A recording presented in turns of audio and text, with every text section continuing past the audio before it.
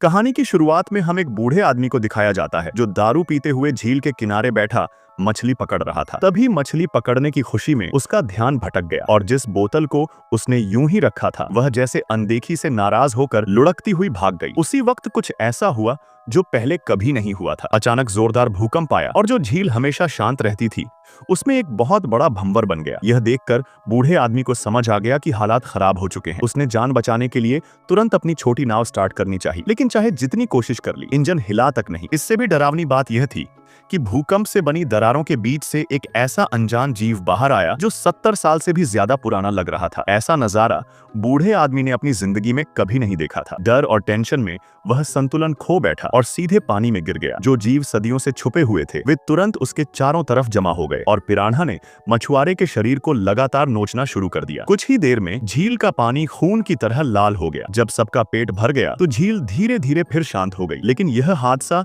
यहीं खत्म नहीं हुआ। थोड़ी देर बाद पुलिस को एक आदमी की मौत की खबर मिली। आसपास तलाश करने पर 2 अफसरों को मछुआरे की छोटी नाव मिल गई। लियू रुयान ने नाव को किनारे खींचने की कोशिश की, लेकिन बदकिस्मती से उसके हाथ छोटे पड़ रहे थे। तभी वह कोई दूसरा तरीका सोच ही रही थी कि अचानक एक हादसा हो गया। और हैरानी की बात यह थी कि लियू रुयान के पास पिरान्हा नहीं बल्कि मछुआरे की लाश आई। अधिकारियों को बहुत अजीब लगा क्योंकि मछुआरे का सारा मांस गायब था, लेकिन उसकी हड्डियां बिल्कुल सही सलामत थीं। इससे उन्हें शक हुआ कि उसकी मौत का रिश्ता उसी दिन आए भूकंप से हो सकता है। हालांकि भूकंप और मौत का कनेक्शन सोचना ही दिमाग घुमा देने वाला था। इसलिए अगले दिन लियू रुयान ने खास तौर पर जियोलॉजिकल एक्सपर्ट्स की एक टीम को जांच के लिए बुलाया। सर्वे के बाद एक्सपर्ट्स को पता चला कि उस झील के नीचे एक और झील छुपी हुई है और अगर कल भूकंप नहीं आता तो इस इलाके का कभी पता ही नहीं चलता। साफ पानी देखकर उन 2 सीधे साधे लोगों की उत्सुकता तुरंत बढ़ गई और वे अंदर जांच करने के लिए तैयार हो गए। करीब 300 फीट नीचे गोता लगाने के बाद उन्हें एक गहरा और घुमावदार छेद दिखाई दिया जो बस एक आदमी के निकलने लायक था। जैसे ही एक डाइवर उस छेद में घुसा, ऊपर से उसका सारा संपर्क टूट गया। उसे अंदाजा भी नहीं था कि उसने अपनी मौत की उलटी गिनती शुरू कर दी है, क्योंकि वह इलाका पिरान्हा का अड्डा था। बच्चे जैसी जिज्ञासा में वह आसपास सब कुछ ध्यान से देखने लगा। फिर किसी अनजान जोश में उसने अपने ग्लव्स उतारे और पिरान्हा के अंडों की तरफ हाथ बढ़ा दिया। उस वक्त उसके पास ऊपर जवाब देने का वक्त नहीं था, क्योंकि उसे अचानक एक अजीब सी लहर महसूस हुई और उसके अंदर जान से मारने जैसा खतरनाक इरादा उमड़ पड़ा। ऊपर उसकी साथी ने जब सेफ्टी रस्सी टूटते देखी और वॉकी टॉकी से चीखें सुनी तो उसे तुरंत समझ आ गया कि कुछ बहुत भयानक हो गया है। जब वह उस जगह पहुंची तो उसकी टीम की साथी को पिरान्हा पूरी तरह से खा चुके थे और कम्युनिकेशन डिवाइस पर घबराई हुई आवाज सुनते ही एक्सपर्ट ने फौरन कपड़े बदले और बिना वक्त गंवाए पानी में कूद गया। लेकिन तब तक बहुत देर हो चुकी थी। पिरान्हा उस महिला के शरीर पर टूट पड़े और उसे बुरी तरह नोचने लगे। जैसे ही हालात पूरी तरह हाथ से निकलने वाले थे, एक्सपर्ट किसी तरह समय पर वहां पहुंच गया और महिला को बाहर निकाल लिया। वह मुश्किल से जिंदा थी, लेकिन नाव पर पहुंचते ही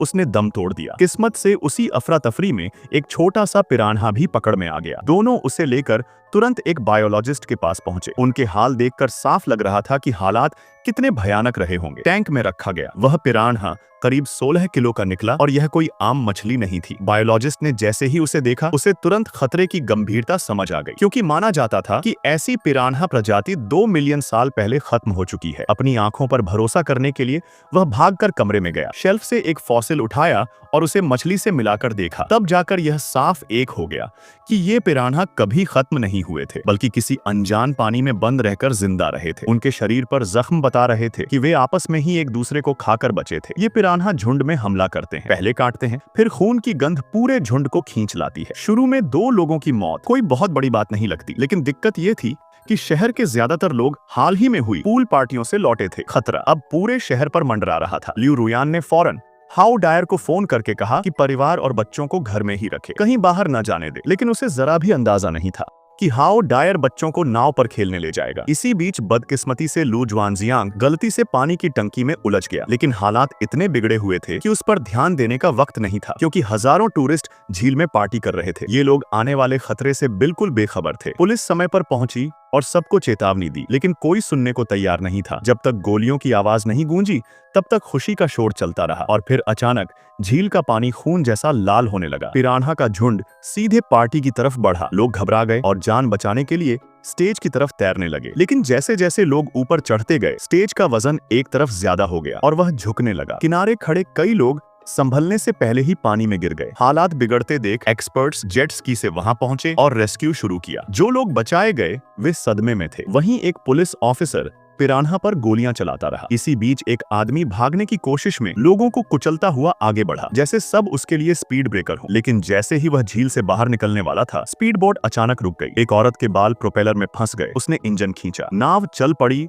और औरत की वहीं मौत हो गई। गुस्से में लोगों ने नाव पलट दी और वह आदमी वापस पानी में गिर गया और पिरान्हा का शिकार बन गया। कुछ लोग किसी तरह बच निकले, लेकिन आधे से ज्यादा नहीं बच पाए। पुलिस वाले भी बुरी तरह जख्मी हो गए। हालात काबू में करने के लिए उन्होंने स्पीड बोट का इंजन निकालकर पानी में फेंक दिया और लगातार पिरान्हा को मारते रहे। लेकिन झुंड के सामने उनकी ताकत कम पड़ने लगी। पिरान्हा पागलों की तरह टूट पड़े और एक ऑफिसर की जान जाते जाते बची या नहीं, उसे खुद परवाह नहीं थी। जैसे तैसे हालात शांत हुए तो लियू रुयान को लगा कि सब खत्म हो गया, लेकिन तभी उसके फोन की घंटी बजी। यह उसके बेटे जैक का फोन था। उसकी नाव का प्रोपेलर समुद्री शैवाल में फंस गया था। घबराहट में उसने थ्रॉटल फुल कर दिया। नाव छूटी, लेकिन सामने चट्टान से टकरा गई। पानी भर गया और कपल अपनी बेटी के साथ झील में गिर गया और पिरान्हा का आसान शिकार बन गया। किस्मत से नाव पर मौजूद औरत ने उसे चप्पू दे दिया, जिससे वह बच गया, लेकिन उसका निचला शरीर मछलियों ने खा लिया। इससे भी बुरा यह था कि बाकी लोग नाव में फंसे थे। बाहर निकलने का रास्ता सिर्फ पिरान्हा से भरा पानी था। मजबूरी में जैक ने मां को फोन कर दिया। प्लान यह था कि दो नावों के बीच रस्सी बांधकर सबको दूसरी नाव पर झुलाया जाए, लेकिन तभी पता चला कि एक आदमी नाव के अंदर फंसा है। नाव डूब रही थी। लियू रुयान ने सबको रस्सी पकड़ने को कहा। तभी हाव डायर झुका। बच्चों ने पूरी ताकत लगाकर छलांग लगाई और स्पीड बोट तक पहुंच गए। तभी दूसरा सिरा ढीला हो गया। किस्मत से एक्सपर्ट ने वक्त पर इंजन स्टार्ट कर दिया। सब बच गए, लेकिन इसके बाद हावतेर ने खुद को कुर्बान करने का फैसला किया। उसने रस्सी अपने चारों ओर लपेटी और कहा, पिरान्हा को खून चाहिए ना। और फिर वह छिपे आदमी की तरफ बढ़ा। प्लान यह था